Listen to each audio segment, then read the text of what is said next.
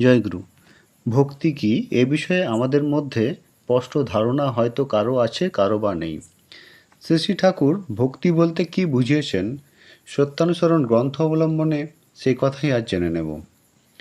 তিনি সেখানে বলছেন, একটু কাঁদলেই বা নিত্য গীতাদিতে উত্তেজিত হয়ে লম্ফঝম্পাদি করলেই যে ভক্তি হলো তা নয়কো। সাময়িক ভাবন্মত্ততা আদি ভক্তের লক্ষণ নয়কো।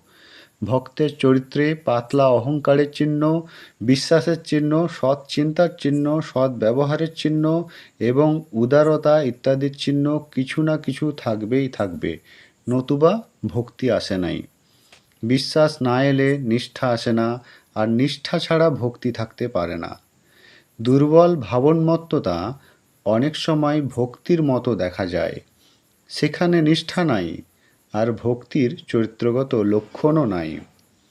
যার হৃদয়ে ভক্তি আছে সে বুঝতে পারে না যে সে ভক্ত, আর দুর্বল নিষ্ঠাহীন শুধু ভাবপ্রবণ গাঢ় অহংযুক্ত হৃদয় ভাবে আমি খুব ভক্ত। অশ্রু পুলক স্বেদ কম্পন হলেই যে সেখানে ভক্তি এসেছে তা নয়কো। ভক্তির ওইগুলির সঙ্গে তার স্বধর্ম চরিত্রগত লক্ষণ থাকবেই থাকবে। অশ্রু পুলক স্বেদ কম্পন ইত্যাদি ভাবের লক্ষণ, তা অনেক রকমের হতে পারে। ভক্তির চরিত্রগত লক্ষণের সঙ্গে যদি ওই ভাবের লক্ষণগুলি প্রকাশ পায়, তবেই তা সাত্ত্বিক ভাবের লক্ষণ। জয়গুরু। সূত্র সত্যানুসরণ গ্রন্থ, পৃষ্ঠা 48।